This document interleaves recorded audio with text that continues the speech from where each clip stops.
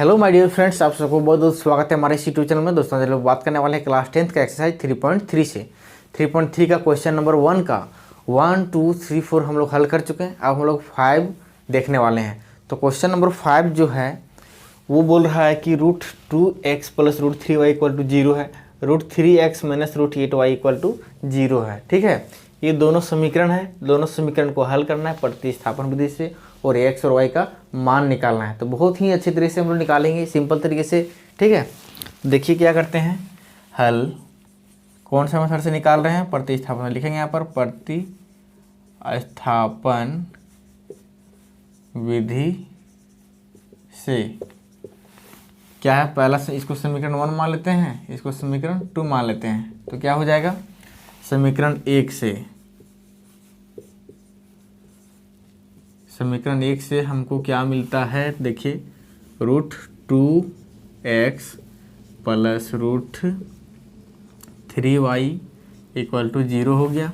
ठीक है, अब क्या होगा, अब √2x इक्वल टू हम लिख सकते हैं माइनस √3y।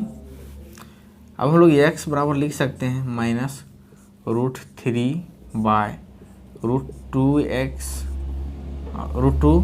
अब x तो यहाँ रह गया, अब यहाँ पर y बच गया। ठीक है, y बाहर में है रूट के, ऐसा नहीं कि रूट के अंदर में y कर दीजिएगा तो गलत हो जाएगा। तो अच्छे तरीके से हम लोग को सेपरेट करना है, यहाँ पर सीख लिए। अब इसको 3 मान लेते हैं। अब समीकरण 3 और जो वैल्यू है वह हम लोग 1 से निकाले हैं, तो हम लोग इसका जो वैल्यू है वह 2 में पुट करेंगे। कहाँ पुट करेंगे, 2 में। लिखेंगे यहाँ पर समीकरण 2 में x का मान रखने पर क्या होता है, देखिए √3 तो हमारा है यहाँ पर कांस्टेंट वैल्यू। अब x का मान हम लोग पुट कर रहे हैं, तो x के यहाँ पर क्या रखेंगे, 3 में 3 से माइनस √3/√2, ये है क्या हो जाएगा y। अब हो जाएगा, इसके बाद क्या है, माइनस है √8y इक्वल टू 0 हो गया। ठीक है, अब हम लोग क्या करते हैं, देखिए मल्टीप्लाई करने का तरीका से करना है। यहाँ पर रूट के जब गुना होता है तो रूट के अंदर में गुना होता है। ठीक है, ऐसा नहीं सोचने कि रूट हट जाएगा। हाँ, रूट तभी हटेगा जब क्या होता है, वह वैल्यू सेम हो। जैसे √3 इंटू √3 गुना होगा तो 3 हो सकता है, लेकिन √2 इंटू √3 होगा तो क्या हो जाएगा, √6 हो जाएगा। ठीक है, ये चीज़ ध्यान में रखना है, दोनों में ध्यान रखना है कि अगर सेम का रूट रहेगा तो वह रूट हट जाएगा, क्योंकि इसका पावर हाफ होता है, इसका पावर हाफ होता है, हाफ प्लस हाफ 1 हो जाता है, तो इसका हो जाएगा 3। लेकिन इसमें जो है रूट के अंदर में गुना होगा, ये चीज़ ध्यान में रखना है। अगर अलग अलग रहेगा तो सेम रहेगा तब तो कोई दिक्कत ही नहीं है, सीधे हम लोग रूट हटा करके उसका एक वैल्यू लिख देंगे। ठीक है, अब यहाँ ध्यान से देखिए, यहाँ पर पहले की √3 इंटू, यहाँ पर ब्रैकेट का मतलब यहाँ पर इंटू है, गुना है। तो हम लोग क्या करेंगे, यहाँ पर गुना करते हैं तो हो जाएगा √3 इंटू √3 क्या हो जाएगा, -3 हो गया बाय √2, माइनस हो जाएगा यहाँ पर √8 क्या हो जाएगा y इक्वल टू 0 हो गया। अब यहाँ पर जो 2 है वह क्या है, नीचे है, तो एलसीएम लेना पड़ेगा हम लोग को। तो एलसीएम लेते हैं, क्या हो जाएगा, √2 और 1 का एलसीएम √2 हो जाएगा। अब आराम से √2 एलसीएम लेते हैं, √2।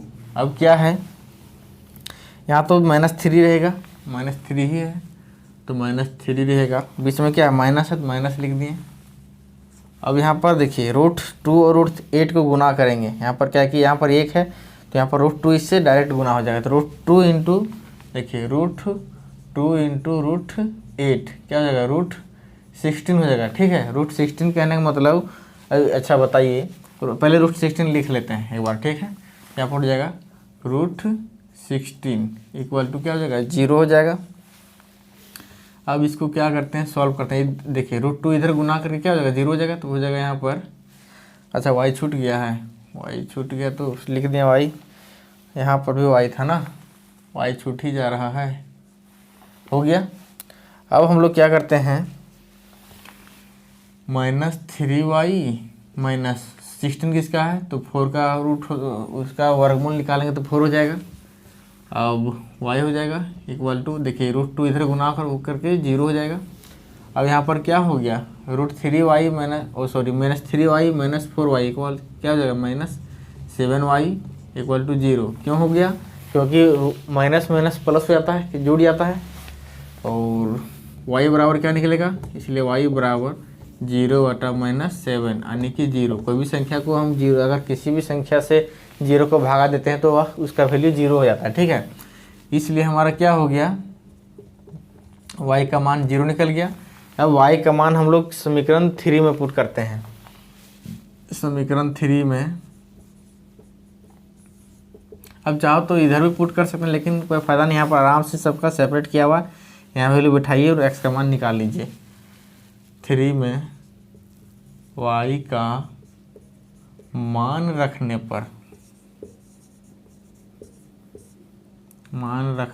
पर क्या हो जाएगा, x बराबर -√3/√2, y के जगह पर 0 बैठा देते हैं, क्या हो जाएगा, x का बराबर भी 0 हो जाएगा।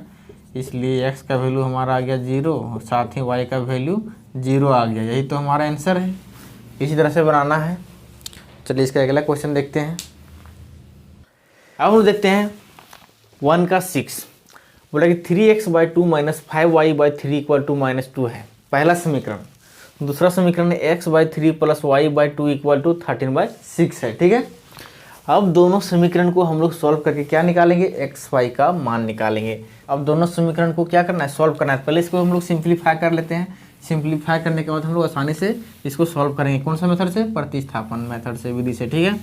तो चलिए हम लोग हल करते हैं। पहले लिखते हैं इसको समीकरण 1 समीकरण क्या दिया हुआ है, तो 3/2x - 5/3y = क्या है, -2 है। अब हम लोग इसको क्या करते हैं, सिंपली एलसीएम लेते हैं, तो क्या हो जाएगा, 6 हो जाएगा। अब हो जाएगा यहाँ पर 3, देखिए 2 3 जा 6, 3 3 जा 9, यहाँ पर 9x हो जाएगा, माइनस 3 2 6, 2 × 5 10y = -2 हो जाएगा, ठीक है। अब क्या हो जाएगा, 9x - 10y = इसको उधर ले जाएंगे तो गुना हो जाएगा, -12 हो जाएगा। इसको समीकरण 1 मान लेते हैं। अगर 1 2 मानिएगा तो इसको 3 हो जाएगा। तथा अगला समीकरण क्या है, x/3 + y/2 = 13/6, ठीक है। इसको एलसीएम लेते हैं यहाँ पर, तो 3 2 जा 6 हो जाएगा।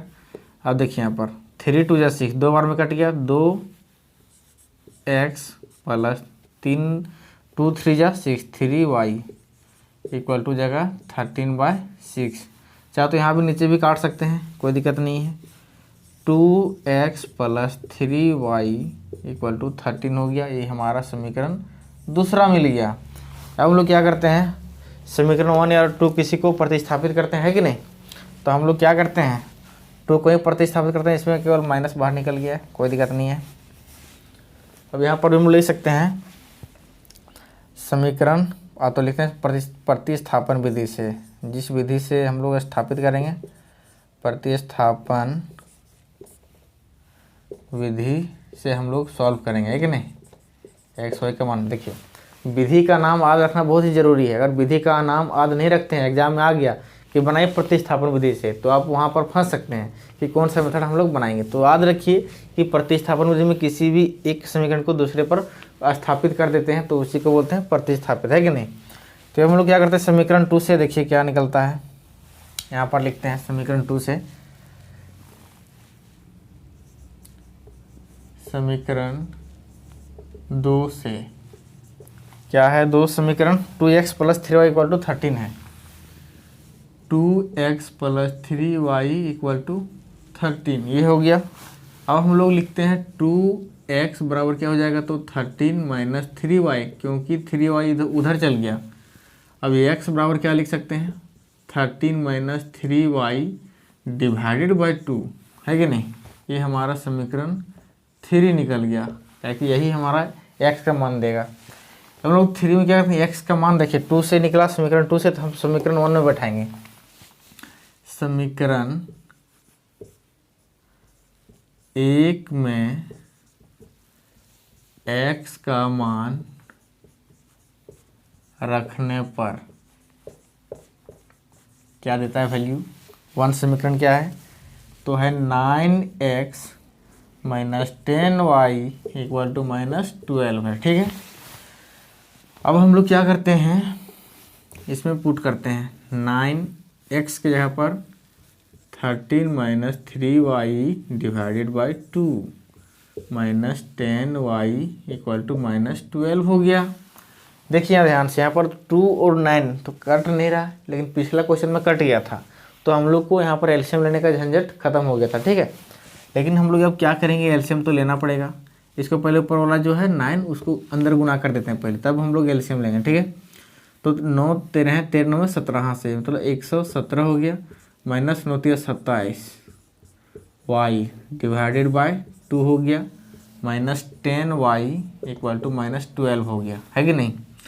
अब क्या होगा, 2 इधर देखिए एलसीएम लेंगे तो यहाँ पर 1 छुपा हुआ है, एलसीएम लेंगे तो क्या हो जाएगा 2 हो जाएगा, यहाँ पर 2 एलसीएम पूरा ले लेते हैं, हो जाएगा 17 हो जाएगा, माइनस 27y माइनस 2 दही 20y इक्वल टू क्या हो गया माइनस 12।